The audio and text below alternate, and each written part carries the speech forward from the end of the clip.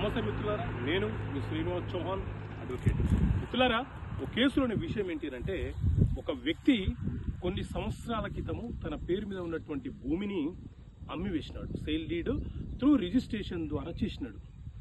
ఎవరైతే కొనుగోలు చేశారో ఆ వ్యక్తులు మ్యూటేషన్ చేసుకోకపోవడం వల్ల వాళ్ళ పేరు మీదకి పట్టా రాలేదు. అయితే అతనికి సంబంధించిన అంటే అమ్మిన వ్యక్తి ఎవరైతే ఉన్నారో అతనికి సంబంధించిన వారసులు చనిపోతూ మా తాతగారు మాకు వీలునామా రాసిపోయారు, ఆ వీలునామా ప్రకారం మా భూమి మాకే చెందుతుందని చెప్పి వాళ్ళు ఇప్పుడు గొడవ పడతా ఉన్నారు. సో ఇట్లాంటి సందర్భాల్లో ఏం జరుగుతుంది అని అంటే, సో మిత్రులారా, ఎవరైనా సరే ఏదైనా ఒక భూమి తన కష్టార్జితంతో కొనుగోలు చేసిన భూమి తన వద్ద ఉంటే అతను ఎవరికైనా అమ్మవచ్చు, గిఫ్ట్ ఇవ్వచ్చు, వీలునామా రాసే హక్కు అతనికి ఉంటుంది.